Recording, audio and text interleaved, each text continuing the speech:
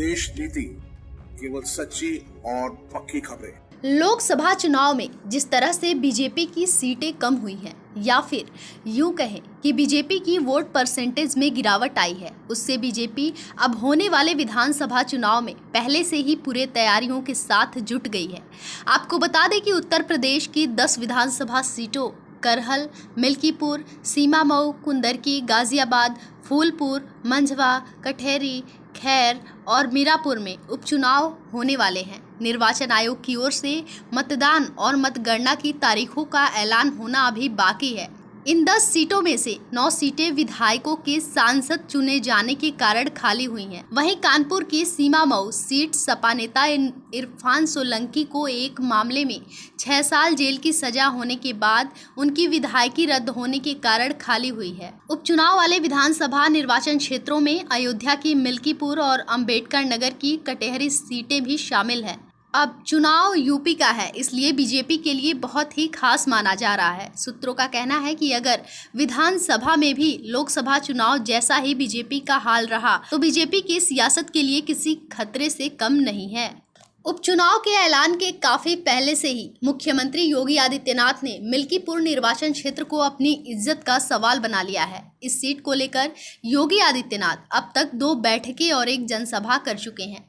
साथ ही कटहरी सीट पर भी उन्होंने अपनी नजरें गड़ा दी हैं। लोकसभा चुनाव में फैजाबाद सीट हारने के बाद विपक्षी दल भाजपा और मुख्यमंत्री योगी आदित्यनाथ पर खूब तंज कस रहे हैं। बता दें कि अवधेश प्रसाद पासी ने बीजेपी के लल्लू सिंह को हराकर यहां से जीत दर्ज की थी। जिस तरह से यूपी में धर्म का माहौल बनाया गया था, साथ ही राम मंदिर के लोकार्पण और अदाका में हुए विकास कार्यों को देखकर कोई यह नहीं मान रहा था भाजपा फैजाबाद सीट हार जाएगी। लेकिन इतना माहौल बनाने के बावजूद भी बीजेपी फैजाबाद सीट हार गई और यही कारण है कि सीएम योगी उपचुनाव में मिल्कीपुर सीट जीतकर फैजाबाद की हार का बदला लेना चाहते हैं।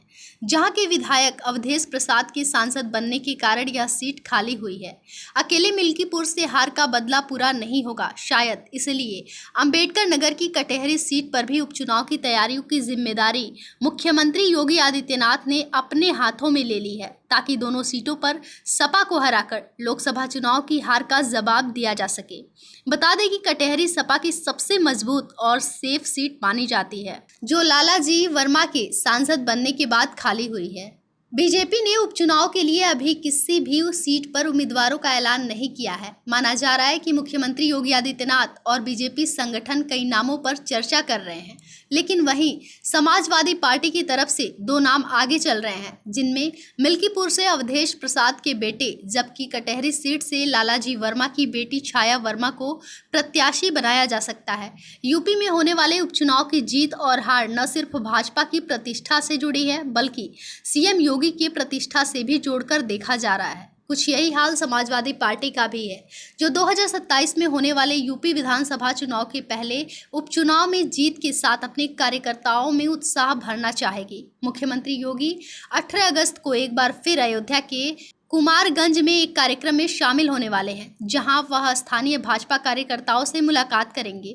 साथ ही मीडिया से बातचीत के दौरान फैजाबाद के पूर्व सांसद और बीजेपी नेता लल्लू सिंह ने कहा कि बीजेपी कार्यकर्ता बूथ स्तर पर बैठक कर रहे हैं। कार्यकर्ता चाहता है कि इस चुनाव को हम जीतें। वहीं सपा के लिए भी यूपी में 10 सीटों पर होने वाला उपचुनाव बहुत मायने रखता है। अखिलेश यादव और उनकी पार्टी यह साबित करना चाहते हैं कि लोकसभा चुनाव में 37 सीट जीतना कोई तुक्का नहीं है। सपा नेता तेज नारायण उर्फ पवन पांडे ने कहा, हमने तो सुना ही नहीं कि कहीं भाजपा जिंदाबाद का नारा लगता हो। भाजपा बची ही कहाँ है? माइक्रोस्कोप से देखने पर भी कहीं भी भाजपा दिखाई नहीं देती है। अभी लोकसभा चुनाव में उत्तर प्रदेश की महान देवतुल्य जनता ने उनकी प्रतिष्ठा को तार तार किया है, उनको हराकर उनकी प्रतिष्ठा की धज्जियां उड़ाई है। इस बार भी बीजेपी का वही हाल होने वाला है। अब आपको थोड़ा सा जनता का समीकरण भी बता देते हैं। आज तक की रिपोर्ट के अनुसार मिल्कीपुर में लगभग 65,000 ब्राह्मण 55,000 पासी, 22,000 कोरी, 15,000 हरिजन, 25,000 क्षत्रिय, 23,000 मुस्लिम, 20,000 चौरसिया, 17,000 बनिया, 55,000 यादव मतदाता हैं।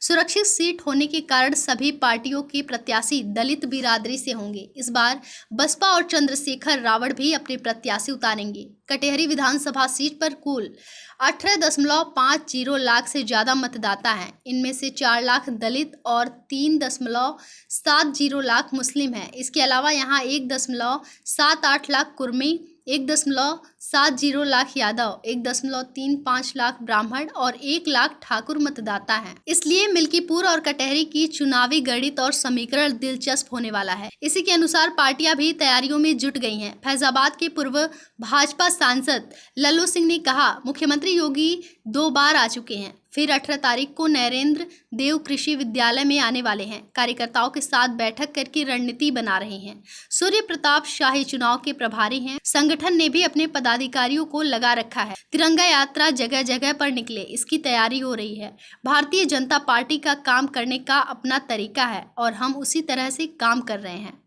अब देखना होगा कि इस बार विधानसभा चुनाव में कौन सी पार्टी बाजी मारती है। बाकी इस पूरे खबर पर आपकी राय क्या है, हमें कमेंट कर ज़रूर बताएं और साथ ही हमारे चैनल को लाइक करें, शेयर करें और सब्सक्राइब करें।